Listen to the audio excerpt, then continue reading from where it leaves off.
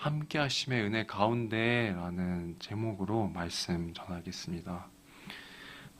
어제가 선거 날이었습니다.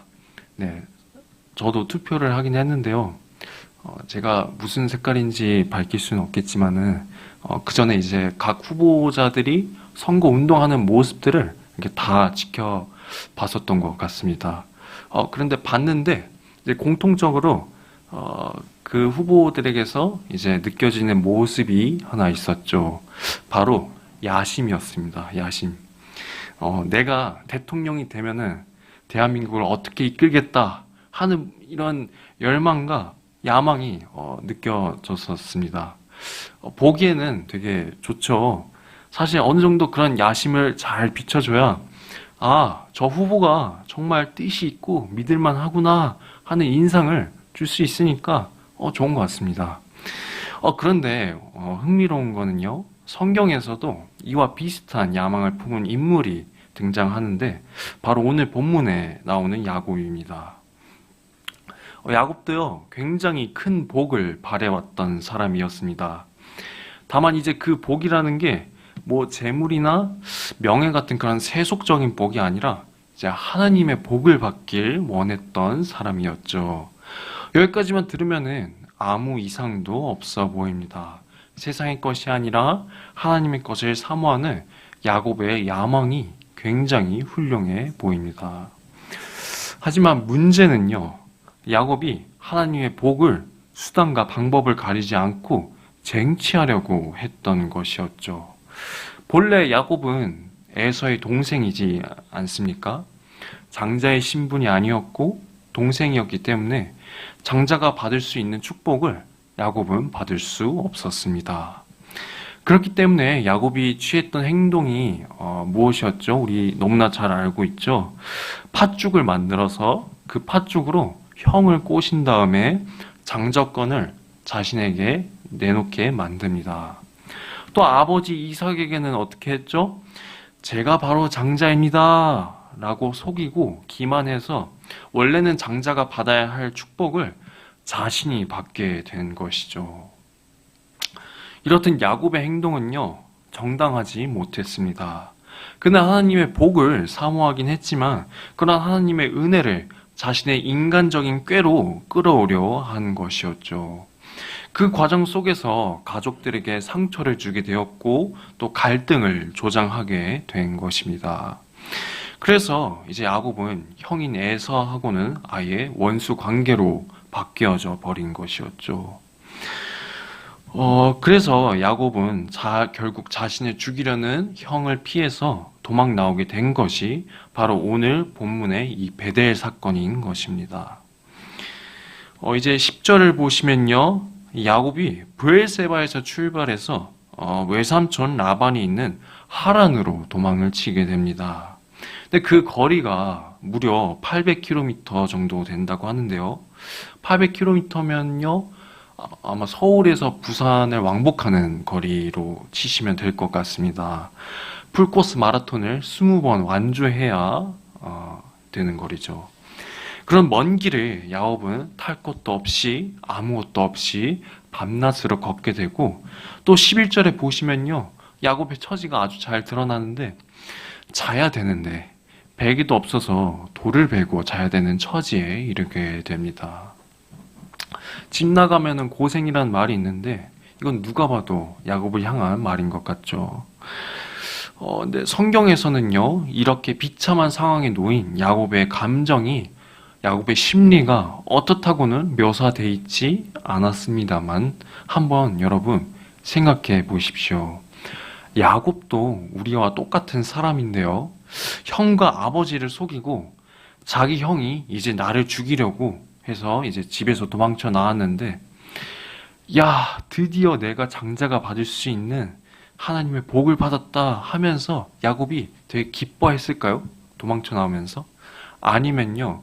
최소한 한 번은 후회하면서 내가 지금 무슨 짓을 한 거지? 내가 형을 속이고 아버지를 속여서 지금 내 꼴이 이렇게 된 건가? 라는 죄책감이 있었을까요? 당연히 후자였을 것 같았습니다.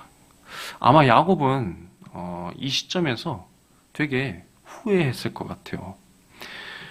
그렇게 야곱이 돌을 베개 삼아 잠을 청했을 때 하나님의 환상을 보게 됩니다. 사닥다리가 땅에서부터 하늘에까지 있었고 또 천사가 그 사다리를 타며 왕래하는 모습이었죠. 그 다음 13절과 14절을 통해 알 수 있듯이 하나님께서 그 위에 서서 야곱에게 이렇게 말씀하십니다. 나는 여호와니 너의 조부 아브라함의 하나님이요 이삭의 하나님이라. 내 자손이 땅에 티끌같이 될 것이고 복을 받으리라 라고 말씀하시죠. 그리고 15절에서 이렇게 이어서 말씀하시는데요. 15절 말씀 이거는요 한번 우리 같이 읽어보도록 하겠습니다. 내가 너와 함께 있어 너가 어디로 가든지 너를 지키며 너를 이끌어 이 땅으로 돌아오게 할지라. 내가 내게 허락한 것을 다 이루기까지 너를 떠나지 아니하리라 하신지라. 아멘. 하나님께서 야곱에게 아브라함 때 하신 약속을 다시 한번 상기시켜 주시고요. 또 이제 내가 너와 함께 하신다고 위로하시는 장면입니다. 여러분 이것은요 야곱이 무언가를 잘해서 야곱이 어떤 선한 행동을 해서 하나님이 그렇게 말씀하신 것이 아니었습니다. 하나님은요 이미 야곱이 어떤 사람인지 잘 알고 계셨죠. 야곱은요 영악한 야심가였고요. 또 장자만이 받을 수 있는 복을 탐했고요. 꾀를 내어서 그것을 뺏었기 때문에 가족 간의 관계를 그르친 실패한 사람이었죠. 그럼에도 불구하고 하나님께서는 야곱의 그 모든 죄스러움을 아시면서도 친히 정하신 뜻과 약속에 따라 야곱에게 다가오신 것입니다. 그것이 바로 성경에서 말하는 하나님의 은혜인 것이죠. 제가 지금보다도 더 철이 없을 때가 있었습니다. 초등학교 어린 시절이 이제 제가 제일 철이 없었던 것 같은데요. 그래서 그런지 부모님하고 좀 싸웠던 적이 많았습니다. 그런데 어느 날은요, 제가 하필 크게 부모님한테 혼나고 이렇게 삐져가지고 방에 틀어박혀 있었는데 알고 보니까 며칠 후에 제 생일이었던 것이었습니다. 그러니까 이제 제가 어떤 생각을 했냐면은 부모님이 화나서 나한테 이제 저한테 생일 선물도 안 주시고 맛있는 것도 안 해주실까봐 이제 노심초사하면서 지금이라도 이제 심부름을 나가야 되나? 지금이라도 이제 방을 좀 치워야 되나? 이런 걱정을 했던 것이었죠. 근데 이거는요, 여러분 어디까지나 어린 저의 철없는 걱정일 뿐이었죠. 부모님께서는 그런 거에 상관없이 제 생일날에 제가 좋아하는 음식을 해주셨고 또 케이크로 생일 축하를 받을 수 있었습니다.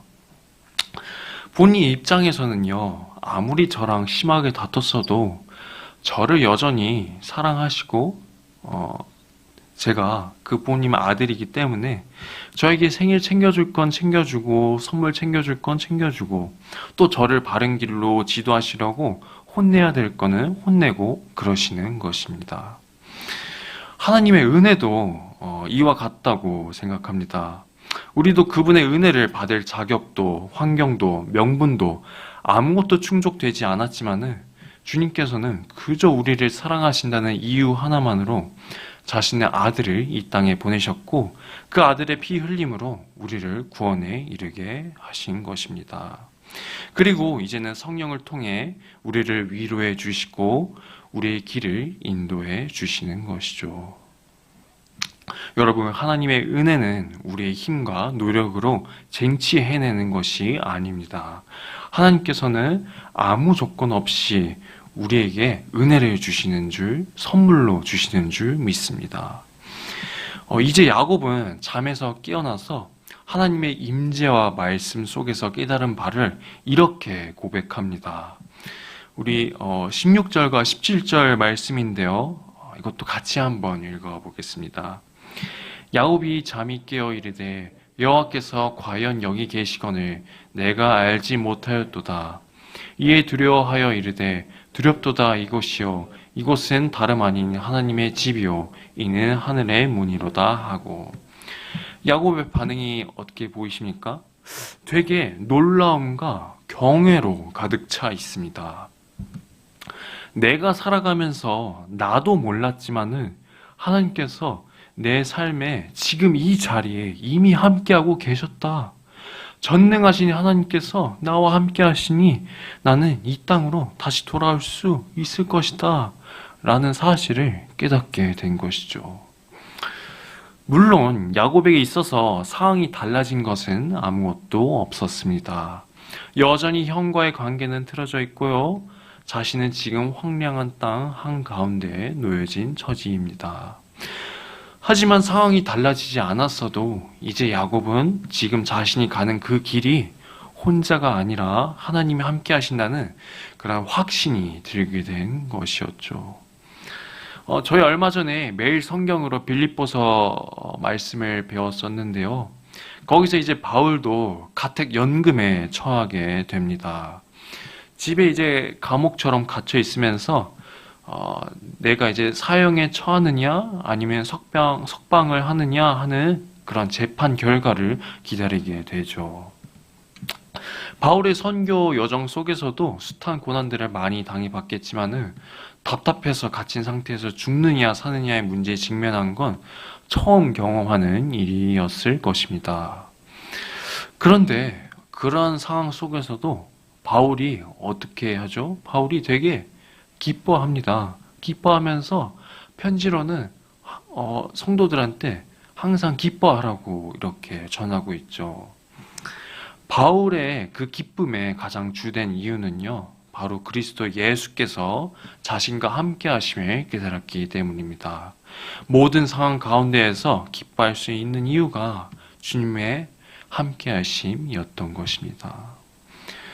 이것은 비단 바울과 야곱만의 이야기가 아닙니다. 오늘 우리도 마찬가지이죠. 값없이 주어진 이 선물 같은 은혜와 또 이 말씀 가운데 이제는 주님의 함께 하심을 우리가 느낄 수 있게 되었고 그 함께 하심의 기쁨으로 우리가 세상을 능히 살아갈 수 있는 것입니다. 야곱은요, 베들에서 하나님을 만난 이후에도 여러 가지 고난을 당하게 됩니다. 되게 이렇게 잘 아시겠지만은 자기 외삼촌 라반에게 속아서 14년을 노동하게 되고요. 또 나이가 들어서는 자신의 사랑하는 아들 요셉의 잃은 고통을 무려 22년 동안 가슴을 치면서 애통하게 됩니다. 그것도 다 이제 자기 자식들이 야곱을 속였기 때문이었죠. 이러한 야곱의 인생 가운데 하나님께서는요, 야곱에게 내가 너와 함께 있음을 확인시켜 주십니다. 야곱이 씨름을 하면서 하나님의 함께 하심을 확인하게 되고요. 또 말년에 요셉을 만나러 애굽으로 떠나기 전에 이제 하나님께서 꿈속에 다시 나타나셔서 내가 너로 큰 민족을 이루게 하리니 두려워하지 말라. 내가 너와 함께 할 것이다. 라고 다시 한번 약속을 확인시켜 주십니다. 그래서 정말 이제 야곱이 늙어서 마지막 순간에 요셉의 두 아들 에브라임과 므낫세를 축복하면서 이렇게 고백합니다. 우리 창세기 48장 15절과 16절 말씀인데요. 우리 마지막으로 화면 보시면서 같이 읽어보도록 하겠습니다. 시작. 그가 요셉을 위하여 축복하여 이르되 내 조부 아브라함과 아버지 이삭이 섬기던 하나님, 나의 출생으로부터 지금까지 나를 기르신 하나님, 나를 모든 환난에서 건지신 여호와의 사자께서 이 아이들에게 복을 주시오며 이들로 내 이름과 내 조상 아브라함과 이삭의 이름으로 칭하게 하시오며 이들이 세상에서 번식되게 하시기를 원하나이다. 아멘. 저는 이 말씀, 이 야곱의 고백이 정말로 감동으로 다가왔습니다. 주님께서 내가 태어날 때부터 지금까지 나와 함께 하셨었고 나를 기르셨습니다. 야곱이 정말 오랜 기간 동안 힘겨운 삶을 살아왔지만은 정말 그 인생의 마지막 순간에 자신이 걸어온 인생길을 되돌아 봤을 때 주님께서는 처음부터 끝까지 나와 함께 하셨다는 사실을 깨달은 그러한 고백인 것이었습니다. 오늘 이 야곱의 고백이 야곱의 것만이 아니라 여기 계신 성도 여러분들의 고백 또한 될 수 있길 소망드립니다. 이제 말씀을 짧게 맺겠습니다. 딱 두 가지로 정리해 볼 수 있겠는데요. 첫 번째로는요, 하나님의 은혜는 쟁취하는 것이 아니라 그저 값없이 주어졌다는 사실을 믿으시길 바랍니다. 나에게 무슨 자격이 있어서 내가 무언가를 잘해서 얻어낸 것이 아니라요, 오직 하나님의 사랑으로 인해서 값없이 주어진 선물인 것입니다. 그렇게 나의 것을 내려놓고 지금 나에게 주어진 이 은혜에 대해 감사하게 될 때 주님의 임재를 강하게 느끼실 수 있는 줄 믿습니다. 두 번째로는요, 지금 나와 함께 하시는 주님을 신뢰하시길 바라겠습니다. 여러분이 지금 어느 상황에 놓여 있든지 간에 주님은 여전히 여러분들과 함께 하시고 지금 이곳에 성령으로서 우리의 마음에 계시는 줄 믿습니다. 우리가 그런 하나님을 믿고 의지할 때 우리에게 감사가 넘치게 될 것이고, 또 우리가 걸어간 그 인생길을 되돌아봤을 때 야곱처럼 하나님께 영광을 올리게 될 줄 이 시간 주님의 이름으로 소망드립니다.